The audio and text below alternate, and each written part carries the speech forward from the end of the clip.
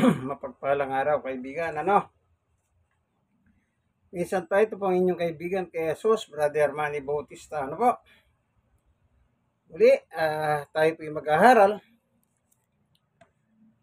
sa poemen, ang Biblia ng mga pastor.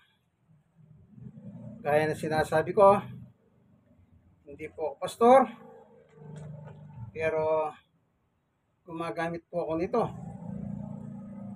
Ito po, gumagamit ako nito.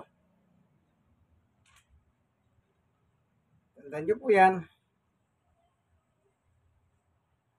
Kasi po ito napaka-importante. Ito, poemen,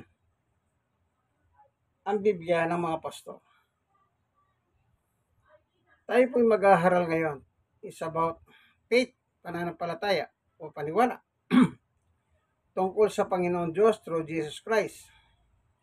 Hindi kasi pwede sasampalataya ka sa Diyos na hindi ka sumasampalataya sa anak. Actually, pag sumampalataya ka na sa anak, tanggap mo na ang Diyos kasi ang aral ni Jesus ay galing sa Diyos. Panginoon Diyos, samahan mo po kami sa aming pagbubulay ng salita sa poemen. Turuan mo kami, buksan mo ang aming mga puso upang sa ganon mapagkinabangan namin ang iyong salita, sapagkat ang iyong salita ay pagkain ng aming kaluluwa.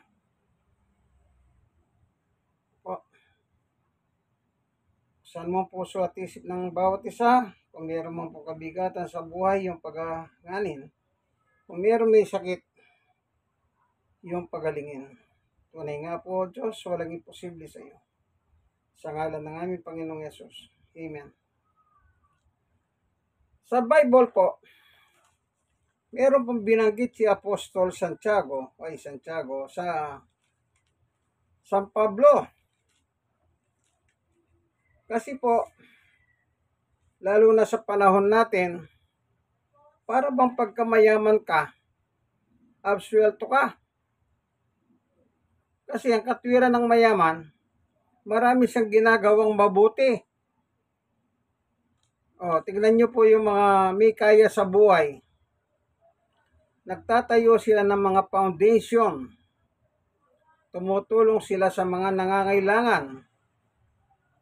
Bawa, yung mga politiko, kung mayroong mga nasunugan, yan, sigurado may politiko dyan. May politiko. Noong panahon ng pandemic, may mga politiko din po dyan na tumutulong, na nagpapapicture, namimigay ng mga goods, mga bigas, dilata, kung ano-ano pa, damit sa mga nasunugan. Yang politiko po, ginagamit niya ang posisyon niya. Kahit hindi po siya nararapat, o mo siya nandoon at meron po siyang budget na kalahan dyan. Ginagamit po nila yan kahit na hindi po sila nararapat sa posisyon. Bakit? Karamihan na pong politiko ngayon, personal interest lang ang kanilang hinahangad. Sabi nga po, naalala ko nung araw, sabi ni Duterte, nang simaw po, nagsilipat sa kanya ang mga politiko. Sabi niya, nagsilipat na naman sa akin. Bakit po? Kailangan nila yung datong. Kasi nanggagaling sa presidente ang pirma para ma-release ang budget ng mga politikos. Kaya mistula po silang balimbing. Kung sino yung nakaupo, lipat. Sino nakaupo, lipat. Yan. Ganon po sila, Akala nila, baka kayo rin.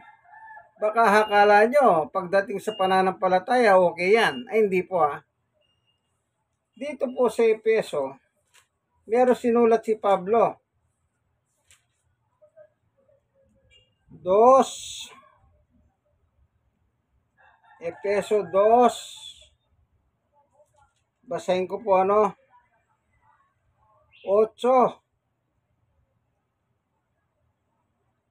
Sapagkat dahil sa kagandahang loob ng Diyos ay naligtas sa pamamagitan ng pananampalataya. Ayun. Paano daw makakamit ng tao ang kaligtasan? Sa pamamagitan ng pananampalataya. Halimbawa, mapera ka, tayo ka ng foundation, nagpaharal ka. Paano naman po yung mga tinatawag nilang Robin Hood na magnanakaw sa ibayo, sa ibang lugar, pagdating sa lugar nila, itinutulong nila yung ninakaw nila na hindi naman alam. Kaya tingin sa kanila ng tao, napakabuting tao nito. Mapagbigay siya. Samantalang magnanakaw siya sa ibang lugar. Yan.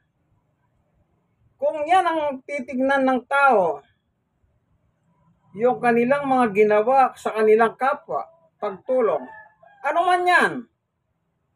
Pagtulong yan eh. Pag meron kang karamdaman, meron ka sakit, lumapit ka sa politiko. Bibigyan kanila ng gamot. Pag malapit ang eleksyon, napakabait nila. Ang babait nila. Sabi nga ng kanta. Hindi po yan ang basihan para magtamo sila ng kariyan ng langit o kaligtasan. Kundi ang nakalagay dito sa pamamagitan ng pananampalataya. Doon sila magkakamit ng kaligtasan. Mamaya natin tutuloy. Sa Efeso 2:8 pa lang yun hindi pa tapos yun. Punta muna tayo sa gawa. Bigla pong pumasok sa isip ko ito Wala po tayong kodiko. Ako po kung ano yung dumarating sa isip ko. Yan po ang lagi ko sinasabi. Akin naman binubuklat ang Biblia. Pahayag ng Panginoon yan Tingnan natin sa Gawa 26. Nang si Pablo po ay talaga ng Panginoong Yesus bilang mangangaral niya sa mga hentil. Ganito po ang kanyang sabi. Dito simulan na natin sa 12, Sabi ni Apostol Pablo, hiyan ang layunin ng pagpunta ko sa Damasco. Taglay ang kapangyarihan at paintulot ng mga punong pare. 13. Nang katangalian tapat kami naglalakbay, nakita ko, Aring Agripa, ang isang nakasisilaw na liwanag mula sa langit. Ito'y maliwanag pa kaysa sikat ng araw. Totoong nakakasilaw ang liwanag. Sa paligid naming magkakasama, 14, kaming lahat ay natumba sa lupa at narinig ko ang isang tinig na nagsasabi sa akin sa wikang Hebreo, Saulo, Saulo, bakit mo ako pinag-uusig? Sinasaktan mo ang iyong sarili sa ginagawa mong yan. Para mong sinisipa ang matulis na bagay, 15. At tinanong ko, sino po kayo, Panginoon? At kanyang sinabi, ako, si Jesus na iyong inuusig. 16. Tumayo ka, nagpakita ako sa iyo upang italaga ka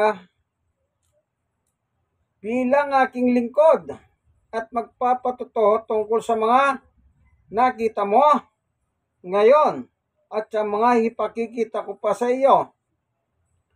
17. Ililigtas kita mula sa mga kababayan mong Hudyo, gayon din sa mga hentil, kung saan kita isusugo. 18. Imumulat mo ang kanilang mga mata ibabalik sila sa kaliwanagan mula sa kadiliman, ililigtas sila sa kapangyarihan ni Satanas at ibabalik sa Diyos. At sa pamamagitan ng pananampalataya nila sa akin, sila'y patatawarin sa kanilang mga kasalanan at mabibigyan ng lugar kasama ng mga taong ginawang banal ng Diyos. Maliwanag po, sabi ng Panginoong Yesus kay Pablo nang italaga niya bilang isang mangangaral sa mga hentil. Tayong Pilipino, mga hentil po tayo, hindi tayo Hudyo, hindi tayo lahi ng mga Hudyo. Tayo po ay lahi ng hentil, sapagkat dalawa lang po ang tao sa Biblia. Kung hindi ka Hudyo, hentil ka. So, mga Pilipino, hentil, at ang apostol ng mga Pilipino sa Biblia ay walang iba kundi si Apostol Pablo na itinalaga ng Panginoong Yesus upang mangaral sa mga kahentilan. Anong sabi ni Jesus kay Pablo? Pablo, susugo kita sa mga hentil. Pangaralan mo sila. Dalin mo sila sa liwanag mula sa dilim. Dalin mo sila sa Diyos mula kay Satanas.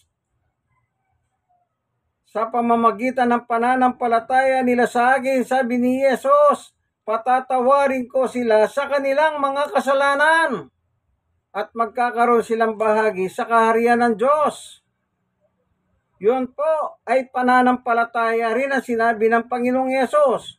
Kaya ang sabi ni Pablo, basahin natin muli yung Efeso 2:8. Ganito ang nakasulat.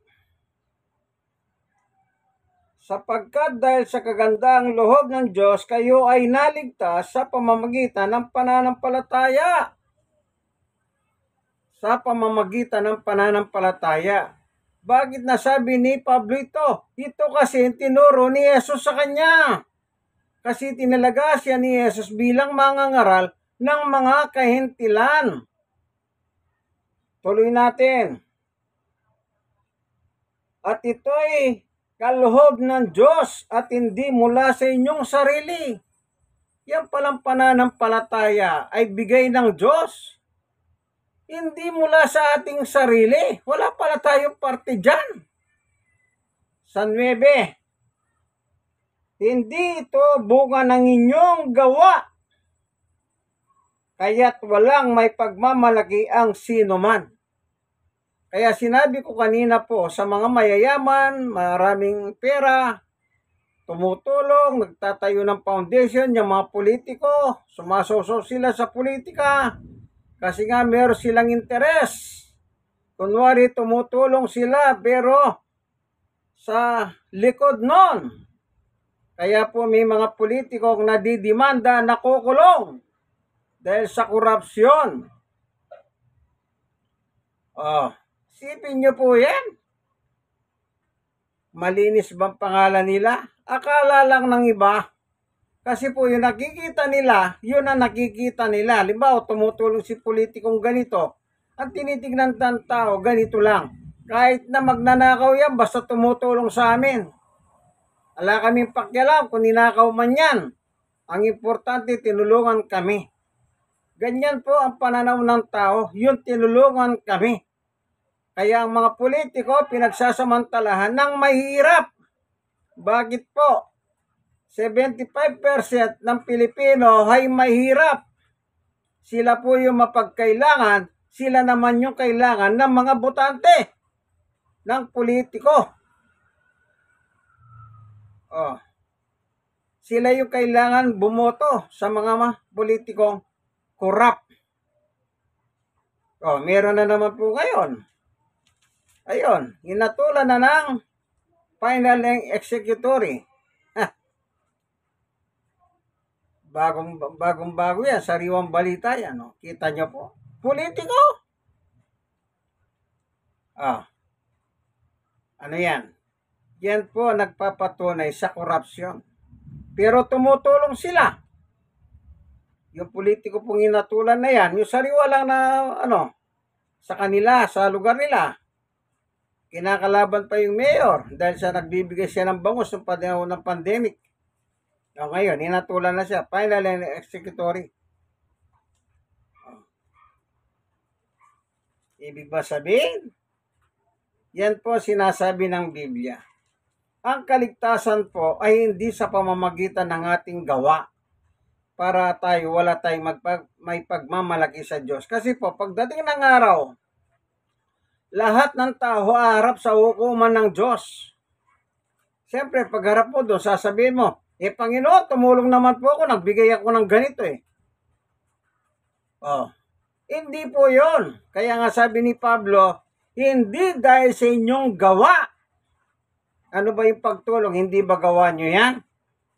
Pero the other side, ling ling, ling ling, ling ling. Ang dami ng mga politikong nakakulong. Ling ling, ling ling, ling ling. Kaya ang kailangan ng tao ay ang pananampalataya. Ngayon, paano naman makakamit ang pananampalataya? Si Pablo pa rin, bilang apostol ng mga entil. Dito po sa sulat niya sa taga-Roma, chapter 10, verse 17. Kaya't ang pananampalataya ay bunga ng pakikinig at ang pakikinig naman ay bunga ng pangangaral tungkol kay Kristo. Paano magkakaroon ng pananampalataya ang isang tao? Nagsisimula sa pakikinig. Kailangan makinig ka sa nangangaral na ang dala niyang aral ng Panginoong Yesukristo. Hindi aral ng kanilang simbahan.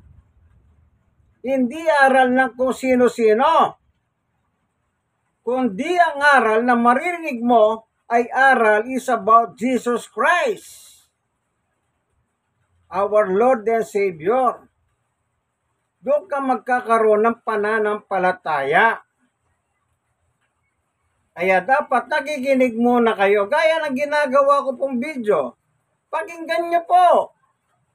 Biblical naman pong binabasa ko. Hindi ko naman dinaragdagan. Hindi ko binabawasan. Ito po yango sa mga poemen. Biblia ng mga pastor. Kung meron kayo dito, babasahin nyo rin gusto nyo. Walang labis, walang kulang. Anong sabi ni Pablo? Kaya't ang pananampalataya ay bunga ng pakikinig. Anong pakikinggan? At ang pakikinig naman ay bunga ng pangangaral tungkol kay Kristo. Tungkol kay Kristo ang dapat mong matutunan. Nangyayari ngayon Imbis na aral ni Kristo, aral na simbahan ang narinig mo. Si Jesus nangaral ng impyerno. Sabi ng iba simbahan, ay hindi, may purgatorio. Kita nyo, aral pa ba ni Kristo yan? Maliwanag ang sabi ni Jesus, may impyerno. Sinong may impyerno? Di yung mga kambing, yung mga hayaw. Tignan natin. 25:41 ng Mateo. Sasabihin naman niya sa mga nasa kaliwa, lumayo kayo sa akin sa harapan ko, kayong mga isinumpa. Doon kayo sa apoy na hindi namamatay, na inihanda para sa dyablo at sa kanyang mga kampon. Ito po yung kambing. Kung babasahin natin dito sa 25:31, ganito. Sa malwalating pagdating ng anak ng tao, kasamang lahat ng anghel, uupo siya sa kanyang trono sa kalwalatian. 32, titipunin niya sa harap niya ang lahat ng bansa at sila'y kanyang pagbukod-bukurin, tulad ng ginagawa ng pastor sa mga tupa at kambing. 33, silalagay niya sa kanyang kanan ng mga tupa at sa kaliwa naman ng mga kambing. Yung nasa kaliwa, sila po yung sinabihan ni Jesus na itatapon sa apoy na hindi namamatay. Yung nasa kaliwa, kambing, yung mga kontrabida kay Kristo. Yung bang may aral na si Kristo, nagdadagdag pa sila. Sinabi na nga kay Kristo, sabi na nga ni Kristo, may impyerno. Pagkatapos ang aral nila, ay hindi, sandali lang. Sandali lang. May purgatorio, doon muna pupunta ang aming mga parishioner. Doon sila lilinisin sa purgatorio, then later on, malilipat nila sa langit. Wala naman po tinuro si Jesus ng ganyan eh. Yan po sinasabi ko. Hindi naharal ni Kristo ang purgatorio pero pinipilit pa nila at gumawa pa sila ng kasulatan sa kanilang librong katesismo. Number 1031 about purgatorio. Purgatory sa English. Sipin nyo yan. Sinabi na nga ni Jesus, impyerno, ipipilit pa, may purgatorio. Kaya po ang tawag sa kanila, Antikristo. Kalaban si Kristo. Hindi nila gusto yung aral ni Kristo na impyerno. Ang gusto nila, yung gusto nila. Ganyan din po yung testimony ni Apostol Pablo sa Roma. Itong kanyang kwento.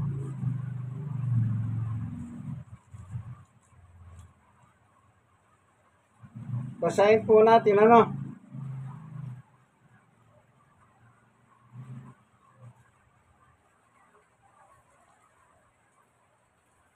Roma 10, 1, 2. Tama. Mga kapatid, ang pinakananasa ng puso ko at idinadalangin sa Diyos ay ang maligtas ang Israel, yung lahi niya, kalahi niya. Sapagkat saksi ako na sila'y masigasig na maging kalugod-lugod sa Diyos, hindi nga lamang batay sa tamang kahalaman. Itong kababayan ni Pablo, mga religious persons sila. Anong sabi ni Pablo? Gusto nilang maging kalugod-lugod sa paningin ng Diyos. Pero, mali ang kanilang kahalaman. Hindi nila sinusunod yung aral ng Diyos. Ang sinusunod nila, yung gusto nila. Gaya na sinasabi ko, sinabi na nga ni Jesus may impyerno, ang isasagot pa ng ibang reliyon, ay hindi, purgatorio muna. Ano pang sabi nila? Pag ang paniwala mo purgatorio, mapupurgatorio ka talaga. Pag ang paniwala mo impyerno, diretso ka na sa impyerno. Pero sa purgatorio, meron ka pang pagkakataon na magsisi hanggang sa malinis ka, hanggang makalipat ka ng langit. Di ba kalokohan ang turo nilang yan? Katesismo number 1030, Katesismo 1031. Wala po sa Biblia yan. Basahin nyo, magbuhat sa simula hanggang dulo. Wala kang mababasang ganyan sa Biblia. At hindi, aral ni Kristo yan. Anong tawag dyan? Tradisyon. Kapag turo ng tao, tradisyon ang tawag dyan. Aral ng tao, tradisyon, salit-saling sabi. Huwag kang magwawali sa gabi, malas yan. Huwag kayong maliligo. Pag mahal na araw, na alas 3, patay na ang tubig. Hanggat hindi daw natapos kumain yung head of the family, walang tatayo sa lamesa. Hallelujah. Pag may burol naman, huwag kang magwalis. Mabaho na, hindi ka ba magwawalis? Mga tradisyon niya. Ayon sa Colossus 2:8. Kaya yung ganun pong turo, iwanan nyo kasi hindi makabubuti yan. Kailangan naral ng Panginoong Yesus lang. Tandaan nyo, sabi sa Colossus 2:8, mag-ingat kayo upang hindi kayo mabiyag ni naman sa pamamagitan ng walang kabuluhang karunungan at pandaraya na hayon sa mga tradisyon ng mga tao at ang mga alituntunin ng mundong ito at ang mga ito ay hindi ayon kay Kristo. Yan tradisyon ng tao, hindi inaayunan ni Kristo. Ibig sabihin, pag nabubuhay ka sa tradisyon, antikristo ka. Kalaban mo si Kristo mismo. Ikaw ang kumakalaban. Sino nandaya sa iyo? Eh di leader ng iyong simbahan. Eh sino nandaya naman sa leader ng iyong simbahan? Eh walang iba kundi si Satanas. Dahil may Satanas na nandaraya. One Jes. Anong sabi ni Jesus tungkol kay Satanas? Basahin. Nakikita niyo po, biblical po, ano? Wala tayong dinaragdag. 1 chapter 10 verse 10. Dumarating ang magnanakaw para lamang magnakaw, pumatay at manira, na parito ako upang ang mga tupay magkaroon ng buhay na masaganang lubos. Ayan. Yung magnanakaw po dito, referring to Satanas, magnanakaw talaga siya. Anong trabaho niya? Dumarating ang magnanakaw, si Satanas, para lamang ano? Magnakaw. Para lamang magnakaw, pumatay at manira. Yung manira, yun na po yung pandaraya. Sino na daya ni Satanas? Eh di leader ng inyong simbahan. Eh wala namang purgatorio sa Biblia. Bigla-bigla nagkaroon kayo ng purgatorio. At gumawa pa ng libro, ng katesismo. Kaya kita nyo po, ako nasubukan ko na sumama sa mga libing.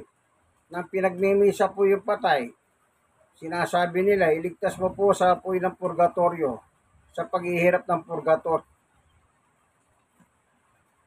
Talaga naman, Wala na nga purgatorio sa Biblia. Ba't gumawa pa sila ng ganyan? Pagkatapos sasabihin niya, sila daw ang nag-compile ng Biblia. Sige na, kayo na nag-compile. Eh, ba't hindi nyo sinusunod yung kinompile ninyo? Kaya ang kaligtasan po ay batay sa pananampalataya, hindi sa inyong mga gawa. Eh, yung mga marinig magmamayabang na, ay, nagpakain ako ng ganyan, nagbigay ako ng, hoy! Yabang lang yan. Hindi po yan ng talagang yan. Hindi po yan ang nararapat. Binasa natin Sabi ni Jesus, pananampalataya sa akin. Paano ka magkakaroon ng pananampalataya? Sabi ni Pablo, makinig ka sa aral ni Kristo. Kaya sinabi ni Pablo, pananampalataya, hindi sa inyong mga gawa, mga mayayabang.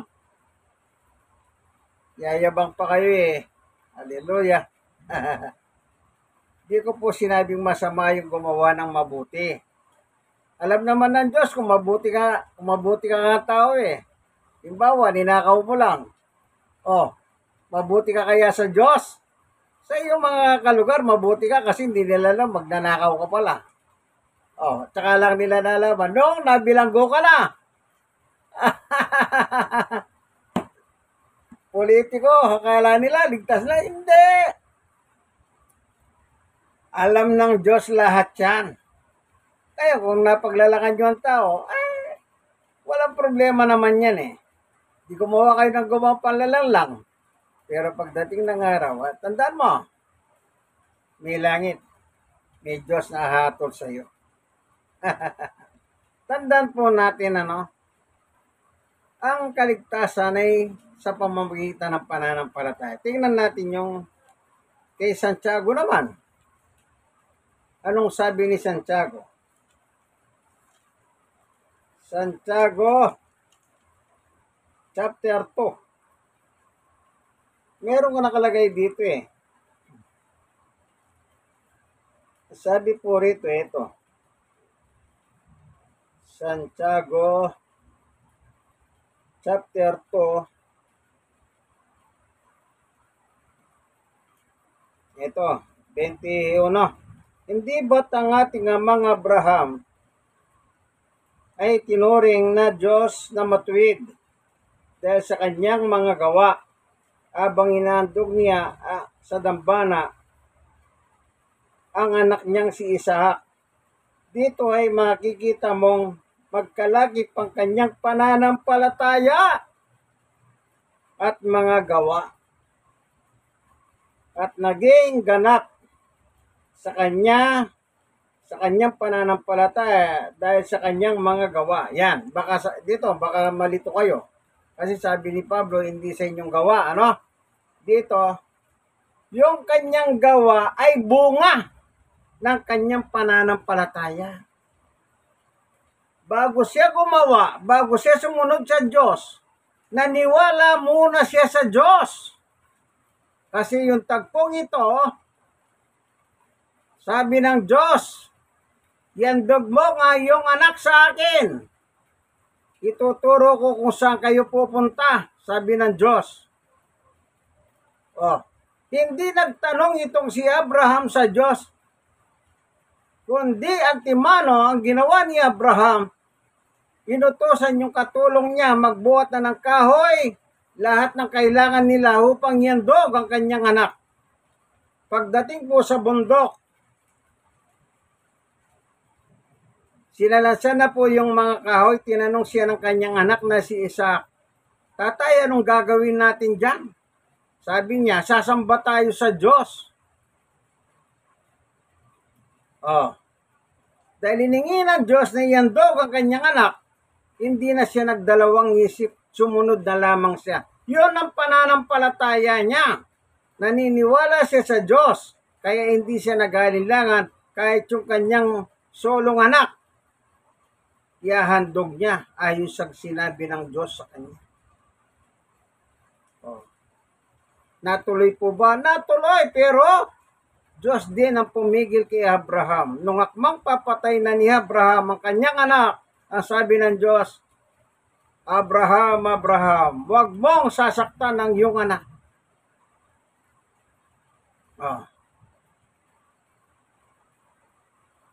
Huwag mo sasaktan ang iyong anak. Pagbaling niya, nakita niya po yung usa, nakasabit yung sungay doon sa puno. Yun ang kinuha niya at inihandog. Kaya naging ganap po ang kanyang pananampalataya dahil sa kanyang gawa. Pananampalataya muna plus gawa equals faith. Ganap. Mag-isa lumatipan man po, pananampalataya pa rin ang kailangan. Kaya sa ating panahon natin ngayon, yun ang sabi ni Pablo, yung aral ni Kristo ang pakinggan mo. Yung iba po, aral na nila Saka nakakita, si Jesus daw hindi Diyos kundi tao. Aral nila yun Hindi naman aral ng Biblia yun Pakikinggan mo pa bang mga yan, mga manluloko? Ayon sa kanilang paniwala, si Kristo ay tao at hindi Diyos. Pero yung kanilang puno, yung kanilang founder ay anghel. O sino po ba mataas? Anghel o tao? Di mataas po yung anghel. Di mataas pa yung kanilang founder o yung puno nila. Pero patay na yon. Kasi yung puno nila, anghel, si Jesus tao. Pero tagapagligtas nila, Jesus. Anong klaseng Jesus? Jesus na tao, hindi Diyos. Layasan nyo yan. Wala naman sa Biblia sinasabi ng mga yan Niloloko lang kayo. Kagaya na sinabi ko, yung purgatorio. Wala rin po purgatorio. Hindi po haral ni Jesus yun. Hindi aral ng mga apostol yan ng Biblia. Tandaan niyo po, ang kaligtasan ay nagsisimula sa pakikinig sa haral ng ating Panginoong Yesus. Kasi sa Kanya lang po tayo sasampalataya. Kung hindi niyo pa po sinusuko ang inyong buhay kay Jesus, panahon na kaibigan. Ayun in Christ alone, isuko niyo na po. Panahon na po. Bakit? Malapit na dumating ang Panginoong Yesus. Halos natutupad na lahat ng pangako Ang mga propesiya ng Biblia. Anumang oras darating ng Panginoong Yesus, panguli. Darating ba si Yesus? Dito po sa libro ng pahayag, tingnan natin. Panguling talata. Ayan natin si Yesus ang magsalita. Ganito nakalagay sa chapter 22, verse 20. Sinasabi na nagpapatotoo sa lahat ng ito, tiyak na nga darating na ako. Sagot ni Juan, Amen, dumating ka nawa, Panginoong Yesus. O, darating pala ang Panginoong Yesus. Siya na nagsabi, darating siya, tiyak na nga. Darating ako. O, di po ba? Salamat, Panginoon Diyos, sa katotohanan na itinuro mo po sa amin tungkol po sa pananampalataya about salvation. Through faith, hindi po sa pamamagitan ng aming kayabangan, paggawa o anumang gawa. Ano po, sapagkat ang aming mga gawa ay alam mo naman kung ano ang pinupuntirya niyan. Baka kami po yung nagiging mayabang lang. Ano po, salamat po Panginoon, nawa buksan mo ang mga puso't isip ng mga nanonood, nakikinig ng aking munting video. Kung sila man po may kabigatan, iyong pag-anin o Diyos. Kung may sakit, iyong pagalingin. Tunay nga po sa iyo ay walang imposible. Sa ngalan ng aming Panginoong Yesus, Amen. Kaibigan, ito na naman. Like. Share na share. O kayo na sharean, mag-share na kayo ng mag-share. Ano pa? Subscribe. Pag-subscribe naman po kayo. God bless us all. Bye-bye!